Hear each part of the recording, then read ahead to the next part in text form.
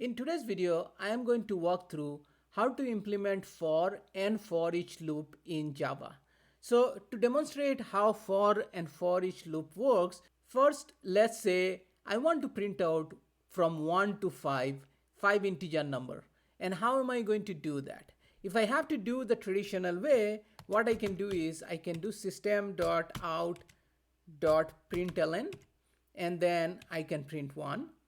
Similarly, if I copy and paste it 5 times, I can go ahead and print 5, similarly 4, and then 3, and then 2, and then 1.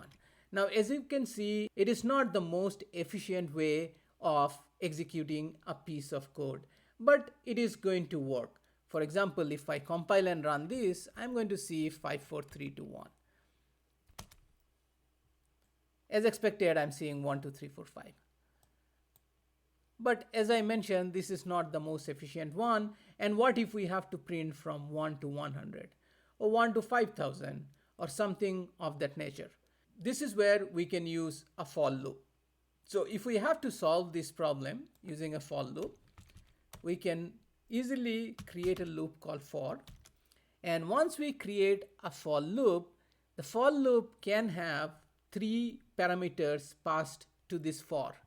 The first one is the initialization of a variable. So the variable here is going to be an integer, and we can name it as count. And we are going to start from 0.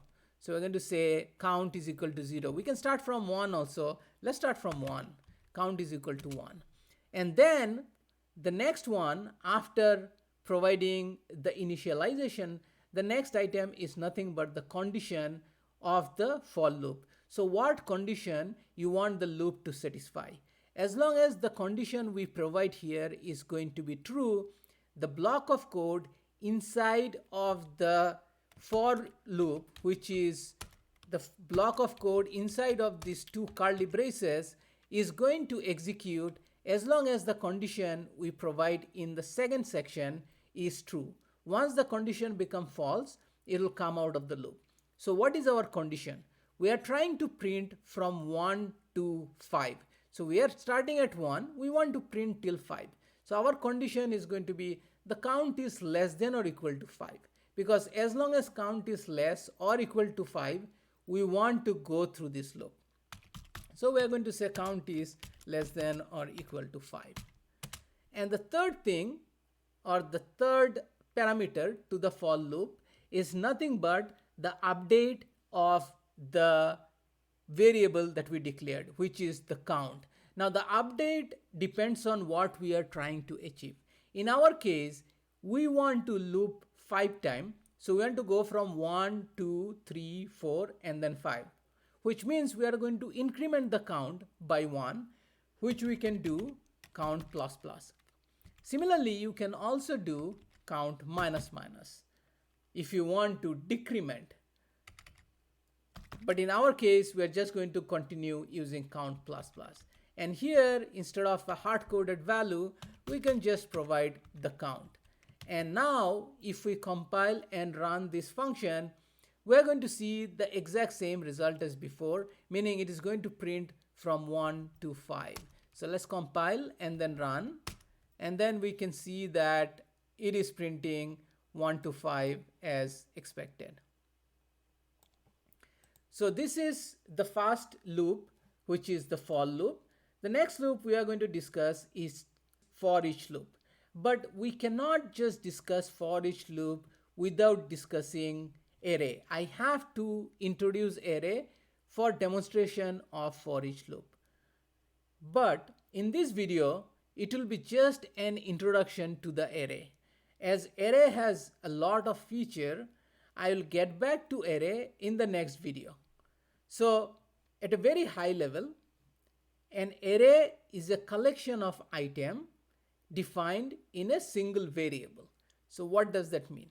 Usually so far, what we have used is when we declare that int count is equal to 5, it is a singular declaration, meaning the count is pointing to a value, the count variable is pointing to a value of 5, which is a singular number. Similarly, if we declare string name is equal to first, let's say. Here also the name is a variable which is pointing to a singular value string called first. But in case of array, single variable is going to point to a collection of item. So it also means that in an array we can store multiple values of a type. For example, in case of an integer, multiple numbers into a single variable, or multiple string into a single variable based on what type of array we are going to declare. Now an array is declared with two square brackets after the type to define an array. For example, if we have to define an array of integer, we are going to say int, then a square bracket, and then we can say items. And then inside of curly braces we can declare the items. Now here I declared empty curly braces, means this array does not have any element at this point in time. Now if I say 1, 2, 3, 4, 5, now this array is going to have 5 elements, and the value of the individual items inside of this array is 1, 2, 3, 4, 5. Similarly, we can declare a string array called names, and for the string array we can also keep it empty, which is an empty array, or we can declare it with first, second, third. Let's say 3 different strings which are part of the string array.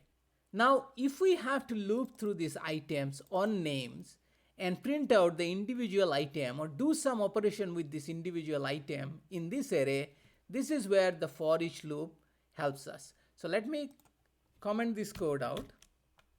And now if we want to achieve the same thing, meaning if we want to print from 1 to 5, we can do the same thing looping through this items array. So here if we come and if we say for, and the first parameter of the for each loop, which is also denoted by for, is nothing but a type of the item. So here our type is integer and we can declare it as item.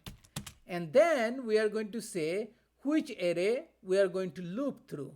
In our case, it is the items. So what this section is doing is it is essentially saying that loop through all the items or all the values inside the items array of integer, and then extract them into this item variable and pass it along into the code inside of this block. And as long as there is any value left in item, this loop is going to execute. So for this items array, which has 5 items inside it or 5 values, this loop is going to execute 5 times, and each time inside of this loop the item will contain the current value, and then it is going to move to next one and next one. So it will start with 1, then 2, then 3, then 4, then 5. So if I just copy paste this system.out.println here and replace this with item and save and just go ahead and execute this code, we are going to see the exact same result as before, which is 1, 2, 3, 4, 5. But now it is doing a for each loop through this array of items and printing it out. Similarly, we can loop through these names, and let me comment this code also. And now the for each loop can be used for looping through a string array also, or an array of any other type. So we can do similarly for string name in names, and then we can do system.out.println, and here we can pass the name. And let me comment this name out because I already have a name declared, so it was causing an error. Now let me compile and run, and this is going to print out the first, second, and third as the output. And as you can see, it is printing that out. So this is in a nutshell how we can use a for loop to loop through a number of items and do some execution inside the code block. And similarly, we can use for each to loop through an array and do some execution inside the block using the value of each item inside of the loop. That is all I wanted to cover for today's video. If you like this video, please give me a thumbs up. And if you are new to my channel and you think you are getting value out of my channel, please subscribe to my channel. And thanks so much for watching this video.